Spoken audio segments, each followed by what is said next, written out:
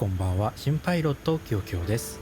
今日はマイクロソフトフライトシミュレーターに登場したまさにスピードスターともいえる一機をご紹介します。それがフライト FX さんが開発したセスナサイテーション10です。この機体、ただのビジネスジェットではありません。マッハ 0.92 という民間の航空機の中でもトップクラスの驚異的なスピードを誇り、世界の空を駆け抜けることができます。この動画ではその魅力的な特徴と操作方法を徹底的に掘り下げていきます。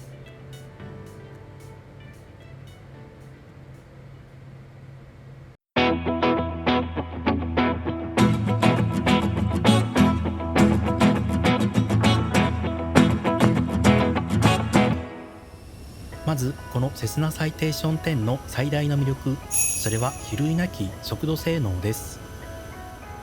動画冒頭でもお伝えしましたが、最高巡航速度はマッハ 0.92。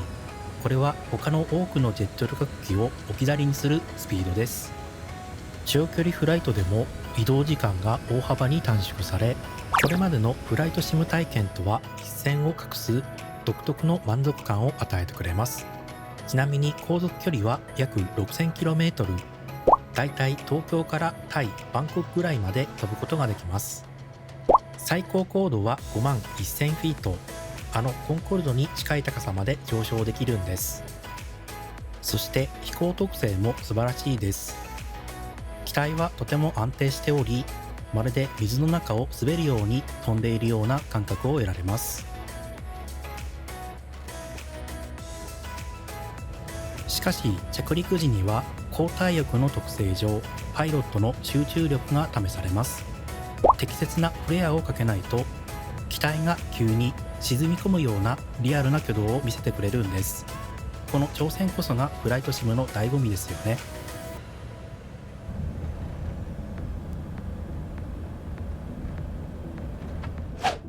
次にこの機体のもう一つの大きな強み、卓越したビジュアルです。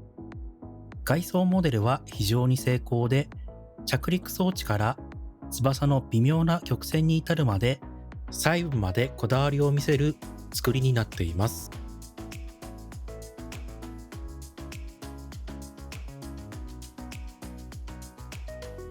よく見ると機体の微妙な傷や摩耗までリアルにこだわった表現があちこちに見られます。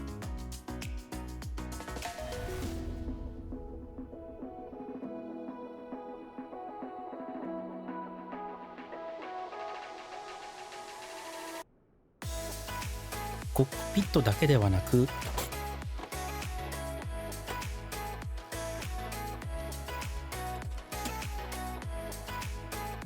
キャビンもしっかり作り込まれています。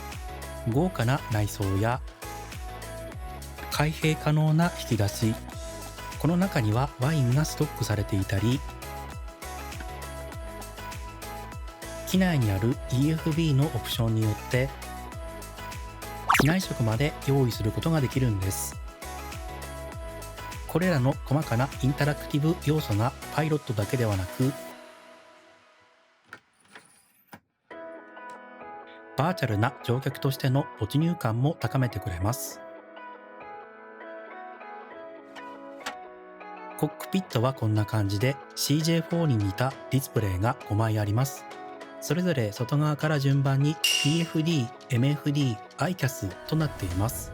その下にはルートなどを入力するフライトマネジメントシステム FMS があります。ディスプレイはブラウン管と液晶ディスプレイの2種類のオプションが用意されています。これにより古いモデルと新しいモデル、どちらのパイロット気分も味わうことができるんです。照明もかなりリアルで、夜間飛行の雰囲気を最高に盛り上げてくれます。このサイテーション10は見た目だけではなく、内部のシステムも非常に奥深いです。専用にカスタマイズされたハネウェルプライマス2000のアビオニクススイートを再現していて、FMS も実際のパイロットがほぼ同じだと認めるほどの高精度なんだそう。これは素晴らしいですね。ちなみに SIM ブリーフにも対応しているので、楽々ルートインポートも可能です。そして EFB はこの機体の使いやすさを格段に向上させる機能が入っています。例えば重量の管理、マップ、ナビグラフチャートの表示など様々な機能がこの1台に凝縮されています。特にスイッチが大量にあるこの機体をコールド&ダークの状態から離陸が準備された状態に整えることも可能です。もちろんオートパイロットなどの機能も充実しており、 ILS や RNP といったアプローチに対応しています。オートスロットルはサイテーション10の場合オプションとなっているようで、 EFB から追加したりなくしたり好きな状態に変更することができます。 VNAV や機体の上下方向のナビゲーションの表示、天候・地形レーダーに対応しているので、スイッチの多さに目をつぶれば普段のフライトにも使える機体に仕上がっています。さて、これだけ高品質なアドオン、さぞかし高額なのではと思う方もいるかもしれません。しかしこのサイテーション10は4800円の1回きりの購入、それでいてマイクロソフトフライトシミュレーター2020、2024に対応する驚きの価格で提供されています。もちろん完璧な製品ではありません。詳細な故障モデリングがない、マーケットプレイス独占販売のためアップデートが遅れる可能性があるといった点もあります。ただそれを考慮してもこの機体が提供する高速で高忠実度のビジネスジェット体験は素晴らしいものだと思います。総合的に見てフライト FX セスナサイテーション10はマイクロソフトフライトシミュレーターのビジネスジェットカテゴリーにおいて間違いなく最高峰の地位に君臨するアドオンです。もしあなたがリアルな操縦を楽しみ、高速で世界を飛び回るビジネスジェットのパイロットになりたいと夢見ているのなら、この機体はフライトシムに必須の追加コンテンツとなるでしょう。この後はサイテーション10を動かす手順をご紹介していきます。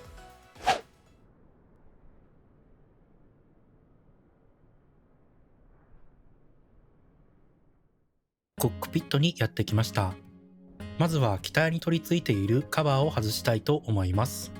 2024の場合はウォークアラウンド機能で外すことができます。2020の場合は EFB を確認してグランドサービスを押します。ここのカバーを押して外してください。チョークを外して外部電源を接続します。ホーム画面に戻って燃料や重量などを設定したいと思います。ウェイトをクリックします。右にあるバーを動かすことで設定を変更することができます。SIM ブリーフの内容をインポートしたい場合は、この部分にパイロット ID を入力してインポートを押してください。アプライを押して確定します。PFD と MFD の下にあるスイッチからスタンバイパワーをオンにします。非常灯をアームにします。バッテリーをオンにします。外部電源を接続します。ICAS をオンにします。そうすると必要最低限の画面が映ります。グランドライトをオンにします。アビオニクスパワーをオンにします。IRS をナブにします。FMS を設定していきます。まずはポジションイニットの右側を押してください。一番上か GPS のロードを押します。次にフライトプランを設定するため一番右下を押します。今回は東京国際空港から大阪国際空港まで飛んでいきます。フライトプランを文字に直すとこんな感じです。FMS のナブを押して SIM ブリーフを押すとルートインポートの画面に切り替わります。一番下のリコールを押せばルートがインポートできますが、今回は手動で行きたいと思います。まずはデストに到着空港の4レターコードを入力します。今回は大阪国際空港なので RJOO を入力します。そしてデストの右側を押します。次は離陸する滑走路と出発経路のシットを設定します。デパーチャーの左側を押します。離陸に使う滑走路の一覧が表示されます。NEXT Previous を押して使用するものを選択します。今回は16レフトを使用します。次はシットを選択します。いろんな名前がありますが、今回はラクサス4を選択します。選択した内容がグリーンで表示されます。アクティベートの右を押してください。これでまずは離陸するルートがセットされます。その先の巡航ルートを入力していきましょう。ルートの終わりがラクサスになっているので、次は東名へ向かうルートを入力していきます。ルートの入力方法ですが、ヤンキー56と書かれているので、航空路を使っていることがわかります。まずは Y56 を入力してください。デシマルを入力します。次にヤンキー56という航空路を使ってどこまで行くかを入力します。今回の場合は遠目なので、遠目という5文字を入力します。ここまで入力できたらバイヤの左側を押します。航空路を使ったルートが挿入されましたね。同じように今度は講和までのルートを入力します。Y の54とデシマルを入力します。そして講和という5文字を入力します。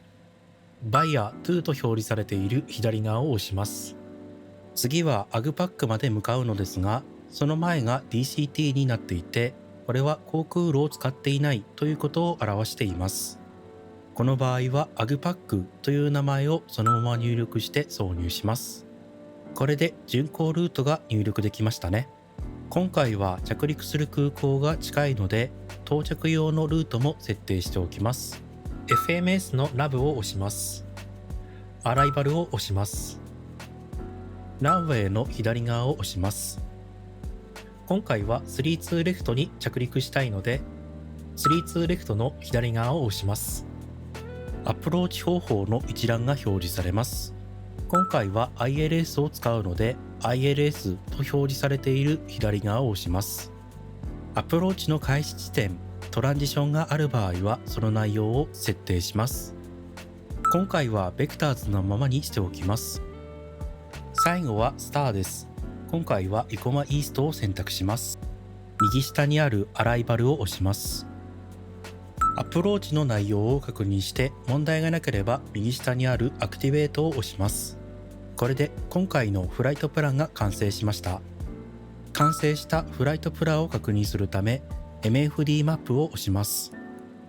マップのレンジを調節したら SKP と RCL を押してルートが全てつながっているか確認します。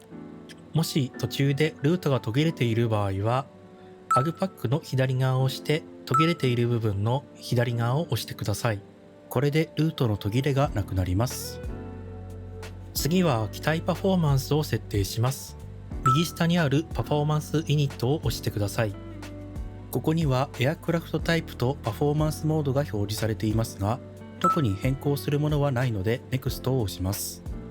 上昇と巡航、降下時のスピードが表示されます。このうち上昇と巡航については OR を押すことで速度が変更できます。設定できたら NEXT を押します。次は高度の設定です。トランジションアルタチュードについては今回は日本を飛ぶので14000フィートをセットしておきます。入力する場合は FL140 もしくは14000を入力します。次は巡航高度です。今回は3万フィートを予定しているので FL300 を入力します。ISA デブに温度を入力します。ここはわからない場合-1で大丈夫です。今回は SIM ブリーフでその内容が分かっているので入力しておきます。NEXT を押して次は重量を FMS にセットします。ここは EFB で入力した内容をインポートしたいので左下にあるシンクを押します。右下のコンファームを押して確定します。離陸時と着陸時のパフォーマンスが表示されます。右下のテイクオフを押します。このページでは離陸する空港の気象条件などを入力していきます。まずオートに現在の気温を入力します。次は気圧を入力します。最後に風の情報を入力します。今回は124度に8ノットの風が吹いているので、124/8を入力して挿入します。NEXT を押します。ランウェイコンディションで滑走路が濡れているか乾いているかを選択します。今回は乾いているのでドライを選択します。NEXT を押すと今度はアンチアイスとフラップの設定が表示されます。今回は滑走路が長いのでフラップは5に設定しておきます。右下のコンファームを押します。これでパフォーマンス設定は完了しました。ここで NEXT を押すと離陸速度が確認できます。ナブライトをオンにします。シートベルトサインをオンにします。APU を始動します。まずはマスタースイッチをオンにします。テストスイッチを押して警報などが動くか確認します。APU スタートをノームからスタート側に倒します。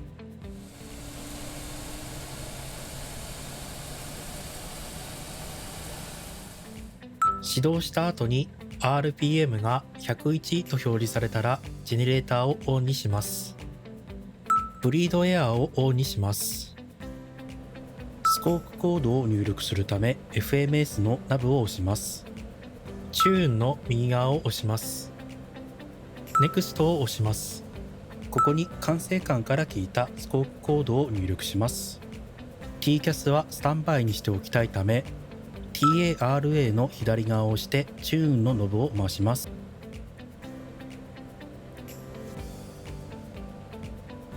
気圧コード系をセットします。PFD の画面の場合はこのノブを回します。スタンバイコード系の場合はここを回します。MFD の表示を元に戻しておきます。ヘディングを滑走路の方位に合わせます。ノブについてはスロットルの下にあります。ただ操作しにくい場所にあるので、公式側がお助けネジを用意しているのでこれを使います。コードを巡航用の3万フィートにセットします。今回のフライトではオートスロットルを使いたいので、コンフィグを押してオートスロットルモジュールを有効にしておきます。オートパイロットのナブと V ナブを有効にします。外部電源をオフにします。外部電源を外してプッシュバックします。パーキングブレーキは一番後ろにあります。プッシュバックが完了したらパーキングブレーキをセットします。エンジンを始動します。エンジンスタートの RH を押します。スロットルを少しだけ前に倒します。ICAS でエンジンが動いていることを確認しておきます。回転が安定したら LH を押してください。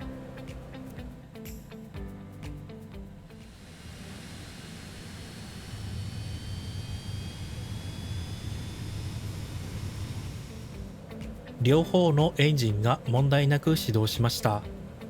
左右のエンジンジェネレーターがオンになっていることを確認したら APU ブリードをオフ、APU ジェネレーターをオフ、APU スタートをストップ側に倒してください。最後にマスタースイッチをオフにします。ピトーヒートをオンにします。ウィンドシールドをオンにします。凍結の危険がある場合は下にあるスイッチをオンにしてください。フラップを5もしくは15にします。フラップを下ろすとスタビライザートリムにグリーンゾーンが表示されます。お手持ちのコントローラーかセカンダリートリムを操作して針がグリーンに変わるようにします。その前に設定したフラップについてはここで確認できます。ウェザーレーダーをオンにします。切り替える場合はここを押してください。客室の油圧をセットします。今回は3万フィートに飛ぶので針を30に合わせます。レコグとテールをオンにします。タクシーライトをオンにします。パーキングブレーキをリリースして滑走路前まで移動します。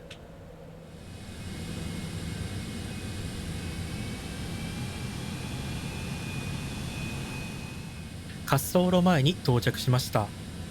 PFD に VOR を表示しておきます。 TCAS を TARA にします。ランディングライトをオンにします。アンチコリジョンライトをオンにします。滑走路の左右を確認して問題がなければ進入します。それでは離陸します。 MFD に離陸速度を表示しておきます。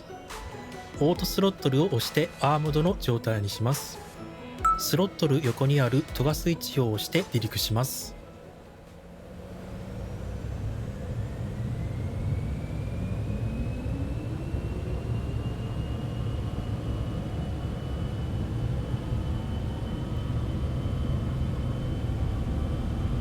80 knot V1 rotate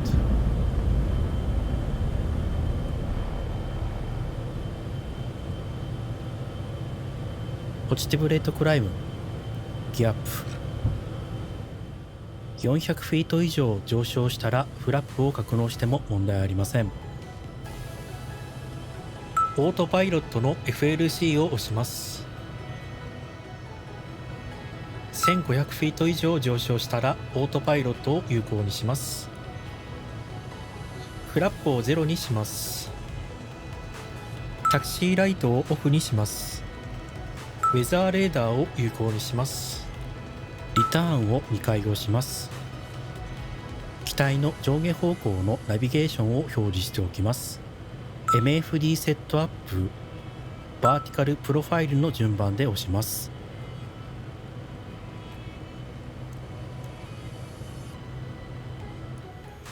これで安全に離陸できました。この機体はエンジンが大きいのであっという間に巡航高度に到達してしまいます。1万フィートを超えたらランディングライトをオフにします。レコグライトをオフにします。1万4000フィートを超えたら気圧をスタンダードにします。スタンバイコード系の気圧を2992にします。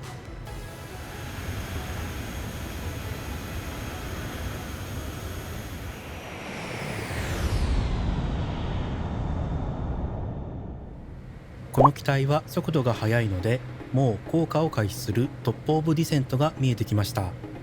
今回は VNAV がオンになっているのでこのまま高度を3500フィートにセットします。ボーイング機体と同じようにトップオブディセントを過ぎると自動的に降下を開始してくれます。着陸用の設定を行います。パフォーマンス、ランディングの順番で押します。まずはオートに気温を入力します。例として今回は35を入力します。その下に気圧の2994を入力します。最後に風の情報として240/6を入力します。NEXT を押します。次にその滑走路が濡れているか乾いているかをセットします。今回はドライなままにしておきます。さらに NEXT を押してアンチアイスとフラップをセットします。右下のランディングデータを押して NEXT を押すとアプローチ用の速度が確認できます。ミニマム高度をセットします。チャートを確認して DH を使う場合はバロ、RA を使う場合は RA にします。今回の大阪国際空港の場合はバロで290フィートをセットしておきます。 ILS 周波数を確認したい場合は NAV、チューンの順番で押します。 NAV1 と NAV2 を確認します。今回はアプローチで ILS を選んだので着陸が近くなると周波数が自動的に ILS 周波数に変わります。もし切り替わらない場合は手動で ILS 周波数を入力します。トップオブディセントに近づくとコードの左側にマゼンタの矢印が表示されます。この矢印が中央になるように機体が降下率を調節し始めます。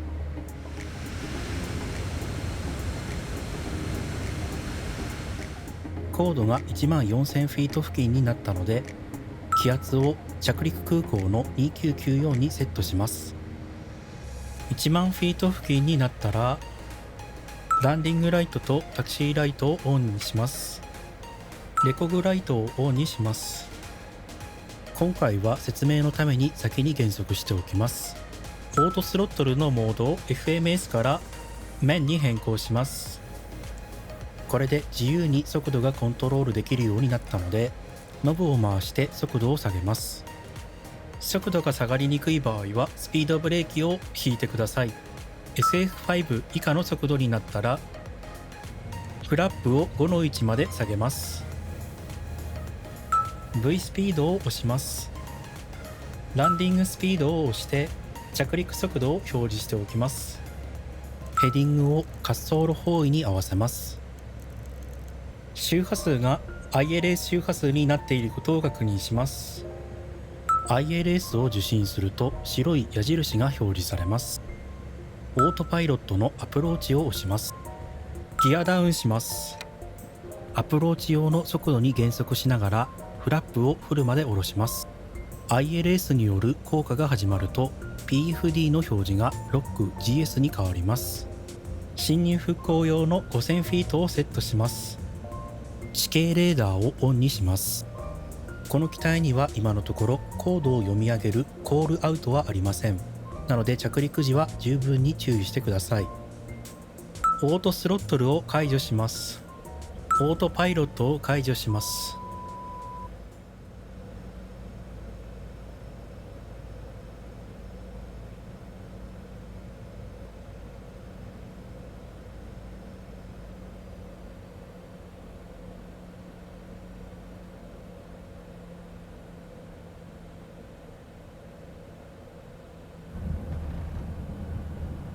スラストリバース、リバーサーデプロイ。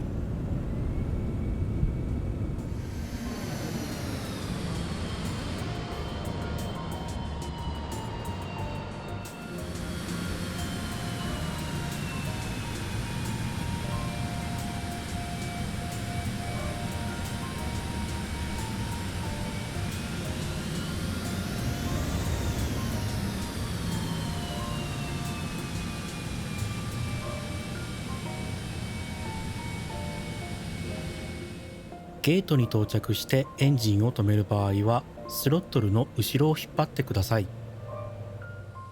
フライト FX さんのセスナサイテーション10をご紹介しました。ぜひこの素晴らしい機体をあなた自身で味わってみてください。最後までご視聴くださりありがとうございました。また次の動画でお会いしましょう。それでは良いフライトを。